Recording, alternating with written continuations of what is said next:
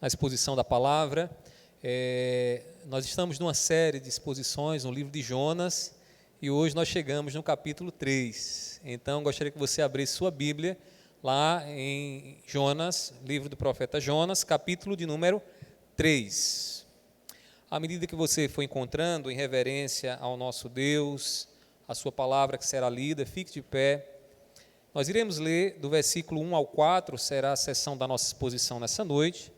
Se você está ao lado de alguém que está sem Bíblia, olhe aí ao redor, compartilhe com ele, para que ele possa também ouvir a voz de Deus na palavra. Nós já vimos até aqui, irmãos, o início, a história lá do Jonas, o profeta fujão, né, que ouve a voz de Deus, e Deus tem uma palavra de destruição para a cidade de Nínive, mas Jonas sabia que Deus é cheio de bondade e misericórdia, e decide então seguir um outro curso, desce para Jope e vai em direção a Tarse, fugindo da voz de Deus, e Deus então soberanamente age para que Jonas volte para aquilo que Deus tinha para a vida dele, para a missão que ele tinha.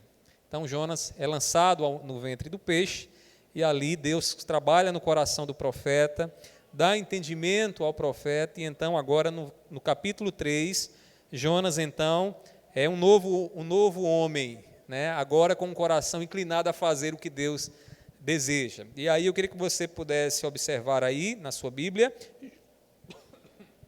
Jonas, capítulo de número 3, do versículo 1 ao 4. Diz assim a palavra do Senhor, meus irmãos.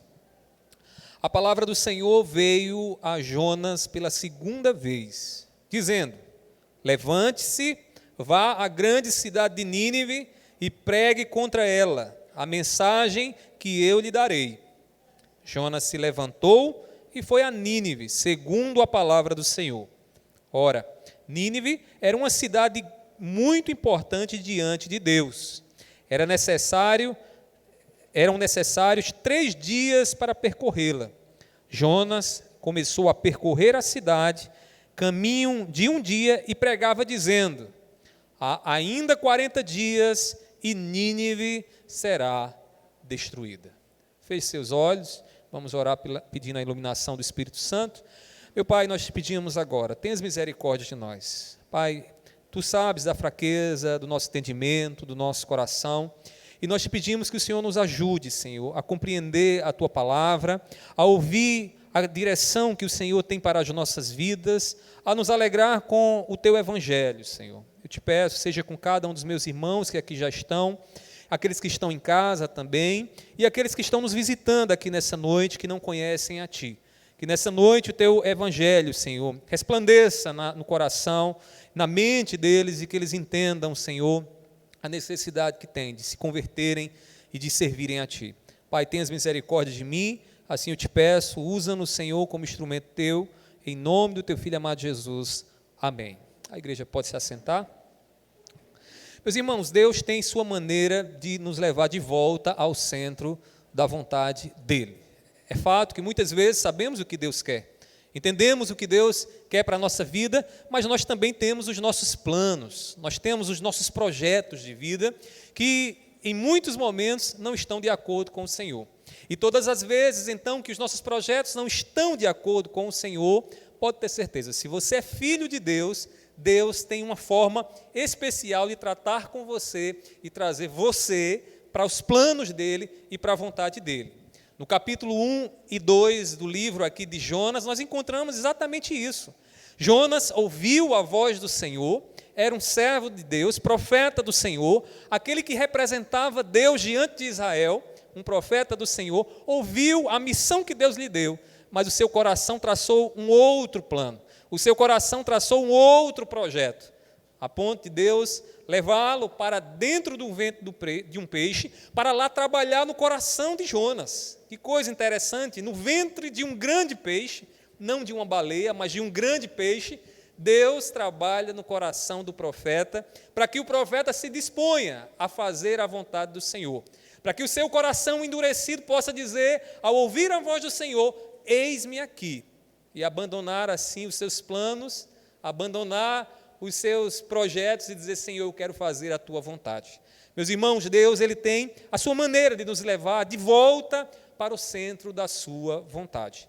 E aqui, no capítulo 3, o que nós vamos encontrar agora é um profeta diferente. Um profeta não mais endurecido, não mais contrário à vontade do Senhor. E por mais que isso soe difícil para nós, mas foi exatamente isso que Jonas fez, sabendo da bondade de Deus e da misericórdia que Deus derramaria sobre aquela cidade de Nínive, o profeta disse: eu não vou, porque esse povo tem que ser destruído, porque Deus tem que destruir esse povo segundo a palavra dele, e Deus é misericordioso e bondoso, e Deus vai converter esse povo, e eu não quero isso. Meus irmãos, no capítulo 3, nós vamos ver aqui um Jonas totalmente transformado, e pronto para cumprir a missão que recebera do Senhor. Hoje eu gostaria de refletir com vocês aqui nessa sessão que nós iremos expor, sobre a ousadia que nós devemos ter para pregar a palavra de Deus. Aqui nessa sessão nós vamos ver um Jonas ousado, porque a mensagem que ele tem para levar adiante não é uma mensagem fácil.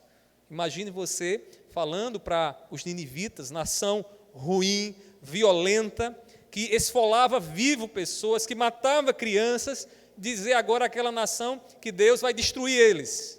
Era uma mensagem arriscada, mas Jonas devia levar essa mensagem àquela nação. Irmãos, nós iremos ver aqui a ousadia que devemos ter ao pregar a palavra de Deus. E Deus ele nos deu o seu evangelho, e nós não podemos ser tímidos em proclamar o que dele recebemos. Tem gente que já não fala mais para a família, tem gente que já não conversa com o ente querido, né, que não é cristão, porque simplesmente se acovardou, ficou tímido, ficou envergonhado. E quando nós olhamos para o que Jonas fez aqui, principalmente o que Deus faz através da vida do profeta Jonas, irmãos, nós precisamos pedir ao Senhor: Senhor, me dá a ousadia que o Senhor deu a Jonas. E aqui nós iremos, então, entender um pouco mais dessa ousadia. Algumas coisas em nossos dias, irmãos, têm corrompido a pregação do Evangelho. E eu queria pontuar para vocês aqui algumas delas. Algumas coisas que têm deturpado, que têm corrompido a essência do Evangelho, e o que nós temos ouvido muitas vezes na internet, nos púlpitos e nos corações também, não é o Evangelho. Primeiramente, o Evangelho centrado no homem. Tem pessoas que não pregam o Evangelho, porque pregam um Evangelho onde o homem é o centro e não Deus e nem Cristo Jesus. Esse Evangelho, irmãos, tem arrancado da mensagem bíblica qualquer perspectiva de juízo, até porque falar de juízo e dizer: olha, você vai ser condenado, porque se você não se arrepender, os teus pecados serão castigados, e não em Cristo, porque se você não crê em Cristo Jesus, você vai sofrer a danação eterna. Essa não é uma mensagem que coloca o homem no centro, é uma mensagem que coloca o homem no centro no sentido de que não se fala disso, no sentido que essa mensagem não deve ser proclamada porque o homem não vai gostar disso. Além disso, irmãos, também há um desejo em muitos lugares, em muitos corações, de ser aceito. Sabe aquela mensagem ao gosto do cliente, ao gosto do freguês, como diria o diácono Lauro? Uma mensagem onde o que se é pregado é aquilo que o homem deseja escutar. Meus irmãos, isso corrompe o Evangelho. Porque o Evangelho não veio para massagear o coração do homem. O Evangelho veio para nos desnudar, nos mostrar quem somos diante de Deus e nos dar a graça de Deus, a salvação do Senhor. Irmãos, mensagem boa para muitos é aquela onde você vai cair na risada. Você vai escutar o pastor, né, o pregador falando, e você vai rir bastante. É uma mensagem que não fala de juízo. É uma mensagem que esconde de você a destruição que virá no dia que Deus manifestar o seu juízo. E, meus irmãos, infelizmente, essas posturas corrompem o Evangelho. E nós precisamos estar atentos a esse tipo de pregação. Nós precisamos buscar o Evangelho, um Evangelho que nos mostre o juízo de Deus, mas também nos conte a boa nova, nos conte a salvação de Deus, aquilo que Deus fez para nos livrar do seu juízo eterno. Esse é um triste diagnóstico, irmãos, que vemos em muitos púlpitos, e não só em púlpitos, mas também no coração, porque há muitos que estão aí pregando, né, conversando com outras pessoas, falando do Evangelho, mas não estão falando do Evangelho. Meus irmãos, Deus ele nos chamou para pregar a palavra dele. Deus nos deu uma mensagem, nós sabemos qual é a mensagem que Deus nos deu, porque Cristo Jesus já anunciou para nós. Nós precisamos, irmãos, de muita ousadia para levar essa mensagem adiante. Mesmo que o mundo olhe para nós e o mundo nos taxe de retrógrados, de quadrados, e de uma mensagem que para alguns é irrelevante, não é irrelevante, é uma mensagem que fala, irmãos, da vida eterna, é uma mensagem que fala do perdão, que nós precisamos experimentar aqui e agora. Nós precisamos da ousadia do Espírito Santo para levar adiante essa mensagem, seja lá no trabalho, seja lá na nossa casa, seja no convívio com os nossos irmãos. O profeta Jonas, ele deveria ir à temida cidade de Nínive e anunciar a destruição.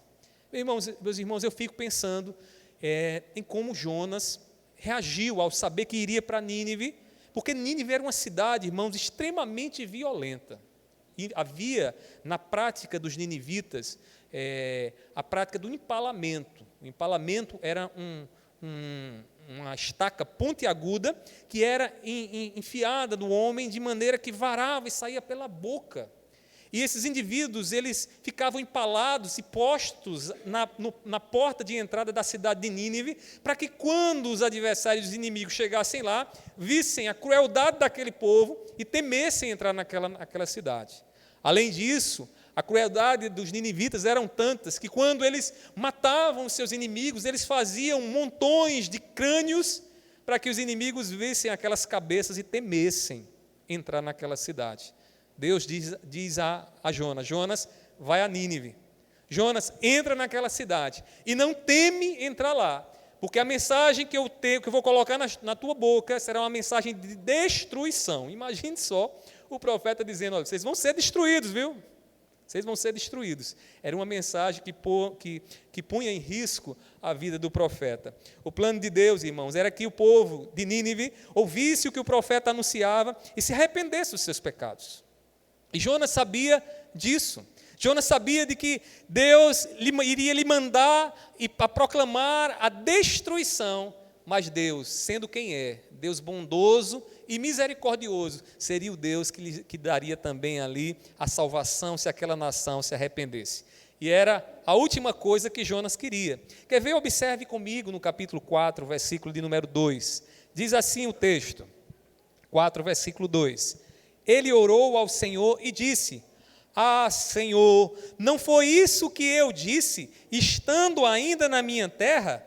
Por isso me adiantei fugindo para Tarsis, pois sabia que tu és Deus bondoso e compassivo, tardio em irar-se e grande em misericórdia, e que mudas de ideia quanto ao mal que anunciaste. Olha o que é que Jonas está dizendo aqui. Jonas está dizendo, Senhor, não era isso que eu queria. Eu não queria que os ninivitas experimentassem da tua misericórdia e da tua bondade. Por isso eu não queria ir para aquela cidade. Jonas estava consciente disso, irmãos. Contudo, antes de tratar com Nínive, Deus trata com o profeta.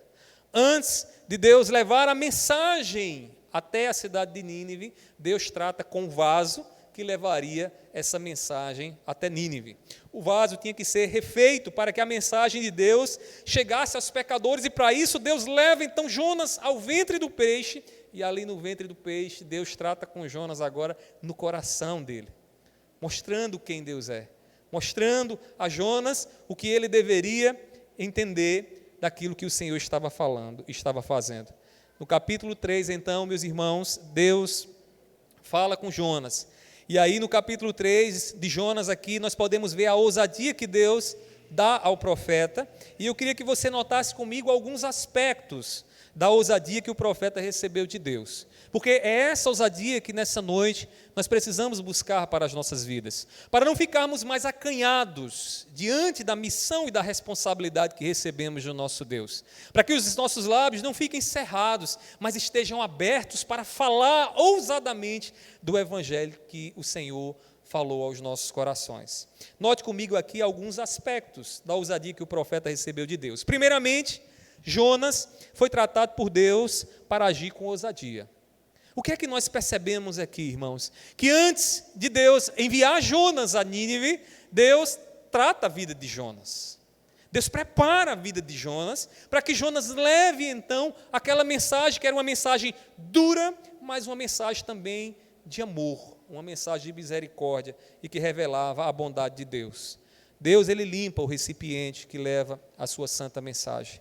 E nós precisamos aqui entender isso. Deus limpa seus servos para fazer a vontade dele. Não me entenda mal, não estou dizendo aqui que você vai ter que ser perfeito para levar a mensagem dele. A mensagem do Evangelho é pecadores falando a pecadores. Mas nós, pela fé que temos em Cristo Jesus, nas palavras de Cristo Jesus, nós somos limpos. Devemos nos lembrar do que aconteceu quando Jesus conversava com os seus discípulos e falava sobre a metáfora lá da videira. E ele diz que o pai é o agricultor e o pai limpa os seus discípulos através da palavra que os discípulos ouvem, da palavra que é falada a eles. A palavra limpa, porque a palavra nos faz crer em Deus, confiar em Deus e nos submeter ao Senhor. Meus irmãos, Deus limpa o recipiente que leva a sua mensagem. Você e eu somos vasos do Senhor, recipientes do Senhor, e precisamos ser limpos para levar com ousadia a mensagem que Ele nos deu.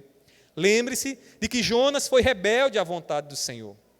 E enquanto Jonas estava rebelde à vontade do Senhor, ele ainda não estava preparado para levar a mensagem do Senhor.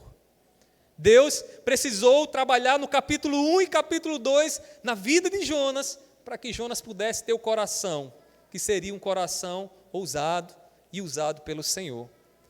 No capítulo 1, versículo 3, observe aí o que diz assim: Jonas se levantou depois de ouvir a missão que recebera de Deus e diz o texto, mas para fugir da presença do Senhor, para Tarsis, desceu a Jope e encontrou um navio que ia para Tarsis, pagou a passagem, embarcou no navio para ir com eles para Tarsis, para longe da presença do Senhor.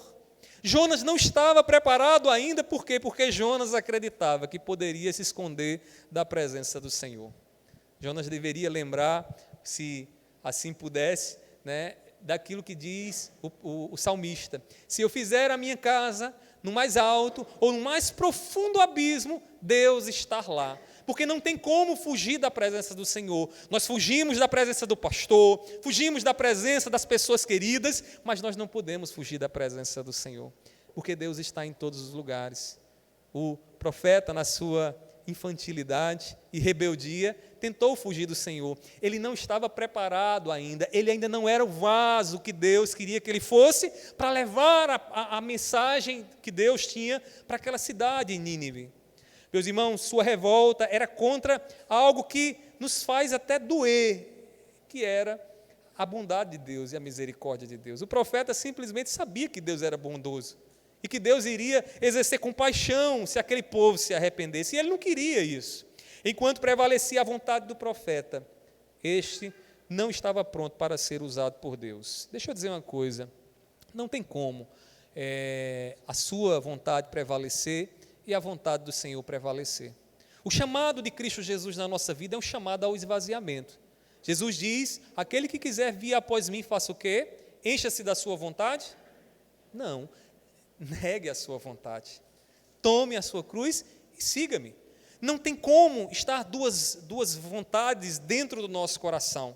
Não tem como servir a Deus e a Mamon. É preciso ter apenas a vontade de Deus em nosso coração, para que de fato nós sejamos instrumento de Deus e falemos com ousadia da mensagem que Ele nos deu. Meus irmãos, enquanto Jonas estava com a sua vontade determinada, dizendo: eu vou me embora para Tarsis, ele não estava pronto para ser usado com ousadia. É por isso, irmãos, que o nosso Senhor Jesus nos dá o grande exemplo de esvaziamento e de enchimento que nós precisamos para fazer a vontade do Senhor com ousadia. Lá em Mateus capítulo 26, versículo 39, olha aí na sua Bíblia, acompanhe. Jesus lá no Getsêmani ora assim, Mateus 26, versículo 39.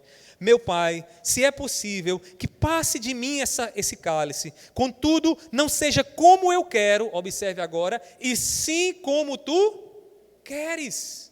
Meus irmãos, o que é que Jesus faz aqui? Se submete à vontade soberana de Deus. E Deus o usa para cumprir a sua vontade. Meus irmãos, depois de Jonas ter sido tratado por Deus, a voz do Senhor novamente é dirigida a ele. Eu queria que você observasse agora no capítulo 3 de Jonas, o versículo 1. Observe aí, diz assim: a palavra do Senhor veio a Jonas pela segunda vez, dizendo, eu queria que você observasse essa ênfase que eu dei agora, pela segunda vez. A primeira vez, Deus fala ao profeta, e o que é que o profeta faz? Desobedece, vai em outra direção. Mas Deus fala uma segunda vez, manifestando o quê? A sua paciência. Porque Deus, quando Deus quer usar a nossa vida, Ele é paciente, para que nós sejamos trabalhados e tratados por Ele, e no tempo certo e no momento certo, sejamos enviados para aquilo que Ele quer. Diz o texto, pela segunda vez.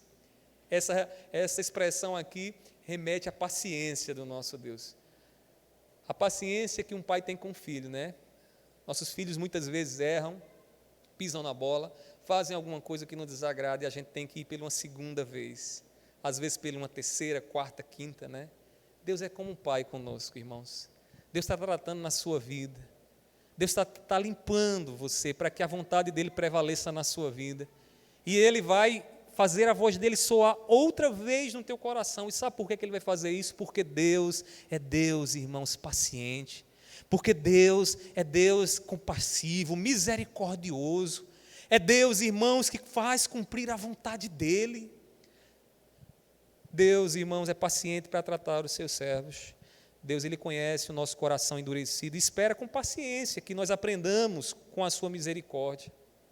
Detalhe, a grande mensagem do livro de Jonas é a misericórdia do Senhor. E o que é que Deus está fazendo com Jonas aqui, senão expressando misericórdia com aquele rebelde, aquele profeta rebelde? Pela segunda vez, Deus fala com Jonas. Meus irmãos, assim nós estaremos prontos para levar adiante a palavra do Senhor, quando formos limpos por Deus, quando Deus tratar na nossa vida, e talvez você esteja nesse momento de tratamento do Senhor. Deus está tratando o seu coração, para que você não seja mais aquela voz tímida a falar, mas para que você seja, de fato, uma boca aberta a proclamar sem medo da opinião alheia a mensagem do Evangelho, a mensagem de Cristo Jesus. Meus irmãos, vejamos ainda outro aspecto da ousadia que o profeta recebeu de Deus. Primeiramente, vimos aqui que Jonas foi tratado por Deus. Antes de agir com ousadia, Jonas trata, Jonas trabalha, Deus quebra o barro, Deus faz um vaso pronto para levar a mensagem dele. E ainda percebemos aqui, em segundo lugar, que o profeta Jonas, ele recebeu de Deus a mensagem que deveria pregar ousadamente. A mensagem não era a mensagem do coração de Jonas, porque se fosse a mensagem do coração de Jonas, os ninivitas não teriam recebido a graça de Deus. Porque Jonas não queria ir àquela nação.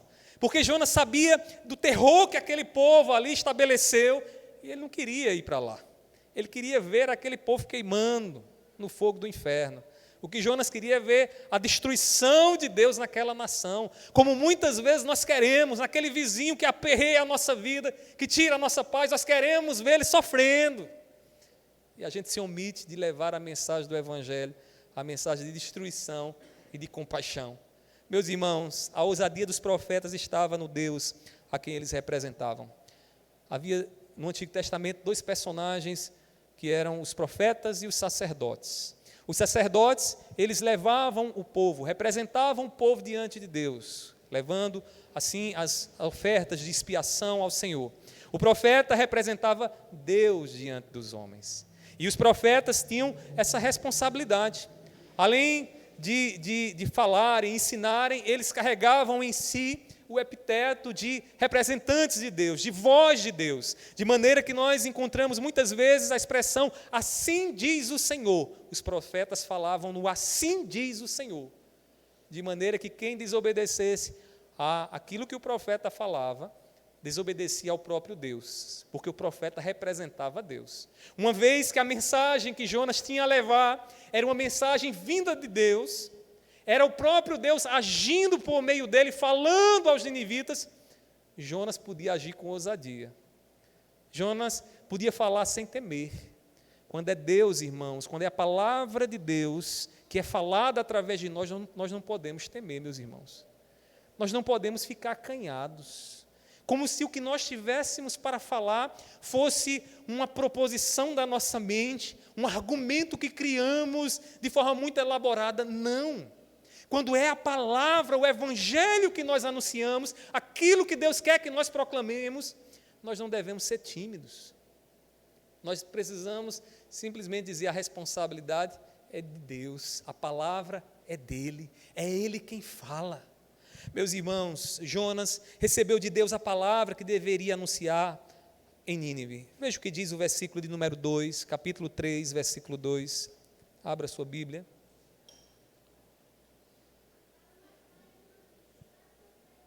Diz assim a palavra do Senhor, Deus dizendo agora ao profeta Jonas: levante-se, vá à grande cidade de Nínive e pregue contra ela a mensagem que eu lhe darei. Deus não está dizendo: Jonas, se levante e vá a Nínive e fale qualquer coisa. Vá lá, pregue uma mensagem que as pessoas vão achar bom, vão rir até com o que você tem para falar. Não. Deus diz: Jonas, eu vou falar por meio de você. A mensagem que você carrega é eu quem vou dar. Então, você vai levar essa mensagem. Aí você pergunta: e que mensagem era essa? No capítulo 4, versículo, na parte B, observe aí que mensagem era. Diz assim: ainda 40 dias e Nínive será destruída. A mensagem que Deus colocou nos lábios do profeta Jonas era uma mensagem dura de destruição. Era uma mensagem que os ninivitas iriam ouvir e alguns talvez até dissessem: esse homem é louco. Esse homem está dizendo que nós seremos destruídos, nós somos a cidade mais importante desse período. O nosso exército, o exército assírio, é um exército poderoso. Como é que esse homem vai dizer que nós seremos destruídos? Alguns estudiosos acreditam que Jonas fala dessa destruição, mas ele não só fala da destruição. Ele revela também quem é o seu Deus, quem é o Deus a quem ele adora. Meus irmãos, Jonas recebe a mensagem. A mensagem que ele leva e prega com ousadia não é uma mensagem da cabeça dele. Assim como não deve ser uma mensagem da sua cabeça, a mensagem que o seu filho, que o seu parente precisa ouvir, é uma mensagem que vem da palavra de Deus, que foi nos dada pelas Escrituras e que nós não devemos temer em anunciá-la completamente. Eu faço aqui uma observação. Por que eu digo completamente? Porque, irmãos, muitos pregam o evangelho pela metade. Muitos falam da boa nova e o evangelho de fato é boa nova. Mas antes de entender a boa nova, é preciso entender a má notícia.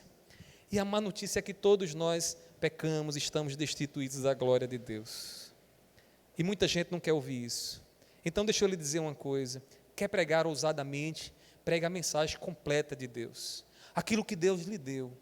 Mostre para as pessoas a condição dela. Mostre para elas o coração, como está inclinado em direção ao mal. Mostre como elas estão descendo a passos largos em direção ao castigo eterno. E mostre também a mão de misericórdia estendida para elas em Cristo Jesus. Meus queridos irmãos, a mensagem de Jonas não era a mensagem dele.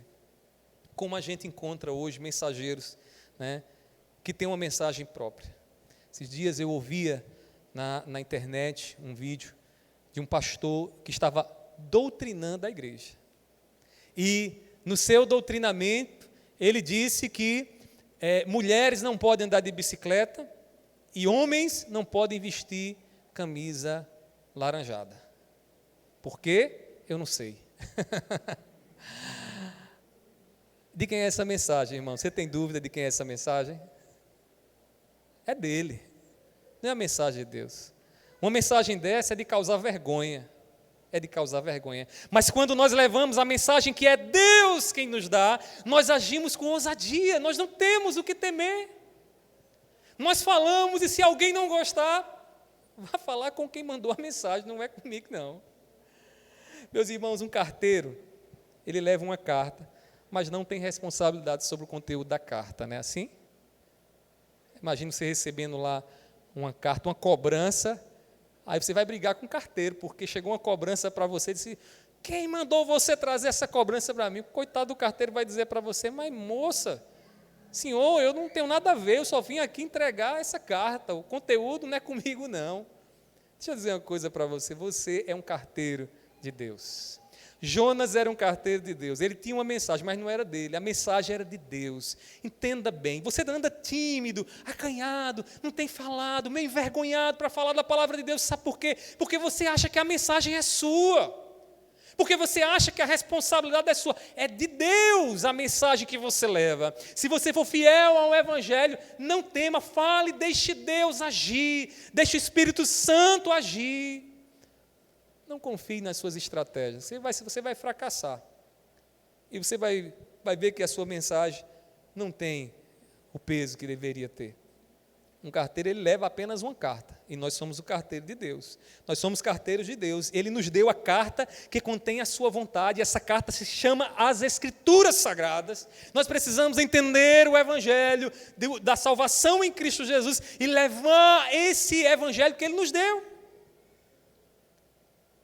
Pastor, isso é óbvio? Não é óbvio. E eu vou dizer por que não é óbvio. Porque muita gente chama outros para frequentar a igreja. Eles vamos lá para a minha igreja, porque lá o grupo de louvor é tão agradável. Porque lá o ar-condicionado é tão bonzinho. Os bancos são tão confortáveis, né? Meus irmãos, isso não é o Evangelho. Não é o Evangelho. Nós temos uma mensagem para levar. E a mensagem é a mensagem de salvação em Cristo Jesus. É com o dono da carta, irmãos, que os homens irão prestar contas. É com aquele que escreveu a carta que os homens irão prestar contas. Jonas vai a Nínive e diz, olha, vai acontecer destruição em 40 dias. Tu é louco, Jonas? Não, a mensagem não é eu, é Deus que está dizendo. Se vocês não se arrependerem, em 40 dias vocês serão destruídos. Você está biruta, Jonas. A mensagem não é minha, a mensagem é de Deus. Meus irmãos, aprendamos com o apóstolo Paulo, ou como nós precisamos aprender com Paulo. Paulo, servo do Senhor, missionário, itinerante, homem que não se cansava de falar do Evangelho de Cristo Jesus, ele nos diz o seguinte lá em 1 Coríntios, capítulo 9, versículo 16. Observe bem as palavras de Paulo nessa passagem. 1 Coríntios 9, 16. Abra a sua Bíblia.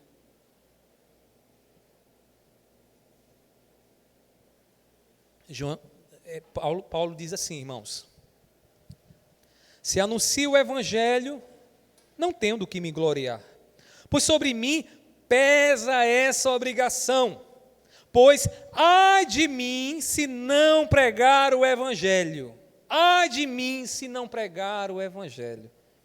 Paulo está dizendo aqui, se eu não pregar o Evangelho, eu estando diante do Deus que me julga, o Deus que me julgará.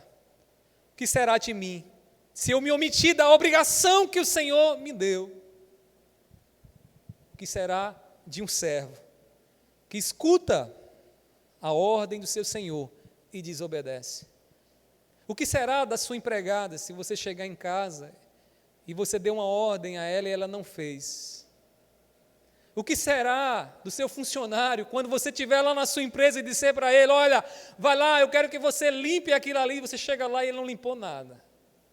Você vai achar bom? Você vai rir com ele? Imagina o dia que Deus vier pedir conta da obrigação que Ele nos deu. Meus irmãos, nós precisamos aprender com Paulo. Estabelecer em nosso coração temor que diga, ai de mim se não falar do Evangelho. Ai de mim se não levar a mensagem, mesmo que seja dura, para aqueles com quem eu tenho convivido lá no trabalho, que eu tenho vivido e conversado lá na rua, na praça, na academia, no trabalho. Ai de mim se não falar do Evangelho para ele. Meus irmãos, todos nós temos a obrigação de pregar o Evangelho aos perdidos. Não é algo facultativo, que você diz, olha, eu vou pregar, eu vou ver se dá para pregar. Nós temos a obrigação, fazer discípulos, levar o Evangelho adiante. Às vezes, tem gente que deixa essa responsabilidade para o missionário da igreja, para o grupo que evangeliza na igreja, para o pastor, e diz, não, essa responsabilidade não é minha. 2022 passou aí. Quantas vidas ouviram do Evangelho pelos seus lábios? Eu não vou falar de converter, porque você não converte ninguém, mas quantas vidas ouviram o Evangelho através dos seus lábios? Uma, duas, três. Vamos dar uma festa. Meus irmãos, nós precisamos falar mais do Evangelho. Nós precisamos falar mais do Evangelho e assumir a responsabilidade como Paulo, ai de mim se não pregar. Jonas deveria ir a Nínive e a mensagem era, vai ser destruído. Mas Deus é Deus de misericórdia. Se vocês se arrependerem, há salvação. Se vocês se arrependerem, Deus está com a sua mão estendida para que você não permaneça escravizado, permaneça morto em seus pecados. Então, vimos até aqui 2 aspectos, e eu queria encerrar com um último aspecto aqui, para nós concluirmos então aqui a nossa mensagem. Aprecie comigo outro aspecto da ousadia que o profeta recebeu de Deus. E aí, em terceiro lugar, o profeta Jonas se colocou completamente à disposição de Deus. Primeiro, Deus trata com o profeta, Deus limpa o vaso, Deus muda o coração do profeta, Deus coloca no coração do profeta e na sua mente a mensagem que o profeta deveria anunciar e, por fim, o que é que resta? A obediência. Vale lembrar que Jonas, no capítulo 1 e 2, é rebelde, desobediente. Ouve a voz do Senhor, mas vai em outra direção. O profeta Jonas, então, se colocou completamente à disposição de Deus. Quando o grande peixe vomita Jonas na praia, aquele Jonas já não é o Jonas de outrora. É um Jonas agora que tem um coração disposto a dizer, Senhor, me envia. Senhor, me leve àquela nação. Mesmo que a minha vida esteja sob ameaça, mesmo que aquela nação cruel venha colocar minha vida em risco, eu não vou ter medo de levar a tua mensagem. Jonas é um outro Jonas. Jonas teve uma atitude completamente diferente da primeira vez que ouviu a voz de Deus. O capítulo 3 é um capítulo com um Jonas transformado, agora com o coração disposto a obedecer a Deus. Agora eu faço aqui uma observação. Mesmo que Jonas vá obedecer a Deus, lá no fim a gente vai perceber que Jonas ainda estava com seu coração endurecido, sem querer ver a misericórdia de Deus sobre aquele povo. Mas aí eu vou deixar para quando a gente chegar lá na exposição. O fato é que Jonas aqui está com seu coração transformado. Veja o que diz o versículo 3:3 de Jonas. Jonas se levantou e foi a Nínive, segundo a palavra do Senhor. Ora, Nínive era uma cidade muito importante diante de Deus. Eram necessários 3 dias para percorrê-la. Observe no início, Jonas se levantou, veja o paralelo no versículo 3 do capítulo 1, diz assim, Jonas se levantou, ou seja, no primeiro momento, quando Jonas se levanta para fugir. Agora, aqui no capítulo 3, versículo 3, o texto diz que Jonas se levantou e foi para Nínive, segundo a palavra do Senhor. Esse paralelo nos mostra, irmãos, um coração duro, endurecido e um coração obediente, mudado, tratado por Deus. Às vezes tem gente, irmãos, que precisa ir para o fundo do ventre de uma baleia para ter o seu coração tratado. Às vezes, como pastor, a gente fala, diz, olha, é assim, aqui, é o que Deus quer, é isso. A pessoa continua com o coração endurecido, vou fazer a minha vontade. Aí Deus vai e leva para o ventre de um peixe. Não literalmente, mas coloca lá numa situação de grande aflição, onde a sua vida está em risco, para que ele possa ter o seu coração mudado, transformado, para dizer, Senhor, me usa, me faz um instrumento teu, me faz, Senhor, um canal teu, um canal da tua bênção. Deixa eu fazer uma observação aqui a mais. Não deixe que isso aconteça. Deus tem falado para você. Você sabe o que Deus quer para você. Você sabe o que você tem que fazer. Não fique relutando, não. Não fique enumerando escolhas para você, como se você tivesse como algo, eu não posso fazer a vontade de Deus, está tudo bem. Não vai ficar tudo bem. Se você é um filho de Deus e sabe da responsabilidade que Deus tem para com você, diga hoje mesmo: Senhor, eis-me aqui. Eu não quero ser afligido por Ti, eu quero fazer a Tua vontade. Meus queridos irmãos, note que a obediência de Jonas era uma obediência que requeria grande esforço. O escritor aqui do livro de Jonas, ele faz questão em destacar de que Nínive era uma grande cidade. Era uma grande cidade, inclusive muito importante aos olhos de Deus. Por ser, talvez, a cidade mais importante daquela época, Deus estava olhando com um certo carinho para aquela cidade. Mesmo vendo o pecado daquele povo, a crueldade daquele povo, Deus, cheio de misericórdia e compaixão, se volta para aquele povo para alcançá-la. E diz ainda o texto que era uma cidade grande, que eram necessários 3 dias para percorrê-la.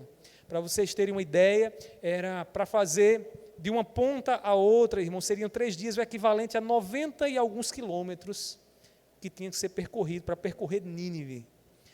A circunferência daquela cidade era de 100 e alguma coisa, né? 100 e alguma coisa, eu não lembro agora, mas era uma cidade enorme, uma cidade que tinha muitos habitantes, e Jonas saía de esquina em esquina, de rua em rua, de casa em casa, proclamando e falando na mensagem de destruição, para que aquele povo pudesse voltar para a misericórdia de Deus.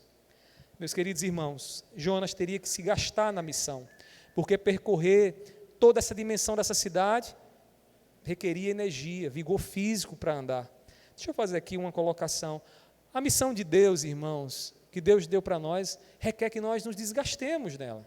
A mensagem do Evangelho que Jonas deveria levar custaria suor dele, assim como a mensagem que você precisa proclamar, lá onde você sabe que precisa proclamar, vai custar de você suor, energia, tempo. A ousadia de Deus, ela requer a nossa disposição a se desgastar na sua obra. Nós nos desgastamos com tantas coisas, né, irmãos? Tem gente que se desgasta na frente de um computador, outros se desgastam subindo e descendo escada todos os dias, outros se desgastam cuidando de crianças, né, que comem os seus neurônios. Nós nos desgastamos de muitas formas, mas infelizmente tem gente que não quer se desgastar na obra do Senhor. Quer que a coisa aconteça sem esforço. Nós precisamos nos esforçar. Jonas deveria ir a Nínive, e ao chegar em Nínive, ele andou ali dentro daquela cidade. E veja no versículo 4, Jonas começou a percorrer a cidade caminho de um dia, isso é equivalente a 19 quilômetros. Jonas já tinha andado ali dentro daquela cidade, andar 19 quilômetros, irmãos, falando sem parar: Deus vai destruir vocês, corram para a misericórdia dele, se agarrem à misericórdia do Senhor. Isso requeria, irmãos, energia, esforço, se desgastar. Deixa eu dizer uma coisa para você que diz: eu não vou me gastar não, para quê? Eu me canso demais indo para a igreja, eu me canso demais evangelizando, eu me canso demais ensinando. Meu irmão, se tem um trabalho que vale a pena, é o trabalho do Senhor. Como diz Paulo, no Senhor o nosso trabalho não é vão, não é vão. Já sou idoso demais para estar envolvido, trabalhando na obra do Senhor. Negócio de idoso não, irmãos. O nosso trabalho no Senhor não é vão, tem recompensa. Deus há de recompensar. Irmãos, não dá para servir a Deus sem gastar nosso tempo e energia. Um agricultor só colhe o que plantou com muito suor. Vou colher aquilo que eu não me desgastei. Tem que cavar o buraco, tem que aguar, tem que cuidar para as ervas daninhas ali não ficar ao redor daquilo que plantamos. É necessário suor, se gastar para ver a planta crescer e dar os seus frutos. Deixa eu ser mais claro para você. Você está falando o Evangelho, você falou, alguém entendeu, chegue junto dele. Reserve mais tempo para discipular, para estar próximo, conversando com ele, com ela, para que o Evangelho cresça, para que Cristo apareça, para que os frutos sejam dados. O desgaste de Jonas era percorrer aquela cidade, falando da mensagem do Evangelho, da destruição e da misericórdia de Deus. Ao ouvir a palavra de Deus, meus irmãos, nós precisamos tomar uma decisão. Não tem como ouvir a palavra de Deus e ficarmos do mesmo jeito. O que Deus quer de nós é que sejamos mais ousados. O que Deus quer de nós é que nós não nos calemos. Deus não quer que os nossos lábios permaneçam cerrados, fechados, mas que os nossos lábios se abram em ousadia, para amanhã falar a palavra dEle àqueles que precisam ouvir do Evangelho.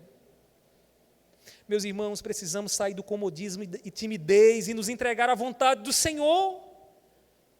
Ah, pastor, mas eu sou tímido. 2022 não pode ser a mesma coisa que foi em 2021. Sem ninguém ouvir o Evangelho. Muitas vezes, olhando para a direção que a nossa família tem tomado e achando que é normal, deixa aí, não tem mais o que fazer, tem o que fazer. Nós precisamos nos gastar pregando o Evangelho ousadamente, levando a mensagem que Deus nos deu na sua palavra. Repreenda a timidez, repreenda o comodismo, se vista de humildade, se esvazie de si e diga: Senhor, que seja a tua vontade, faz a missão que o Senhor me deu, que seja o Senhor a me capacitar para fazer aquilo que o Senhor quer que eu faça. Seja um instrumento de Deus para pregar o Evangelho no trabalho que você tem se envergonhado, na festa da família que você tem comido mais bolo e salgadinho do que falado do Evangelho, na roda de conversa, onde aquelas piadas engraçadas ganham mais atenção do que o Evangelho, do que a mensagem de salvação. Entre os vizinhos, com quem você muitas vezes conversa até para fofocar, mas não fala do amor de Cristo, do amor de Deus. Que Deus nos dê a sua santa ousadia, que Deus nos encha com a sua palavra e que nós levemos adiante o Evangelho que Ele nos deu em Cristo Jesus. Curve sua fronte, faça sua oração silenciosa, peça a Deus que aplique a sua palavra em sua vida. Em seguida nós estaremos orando.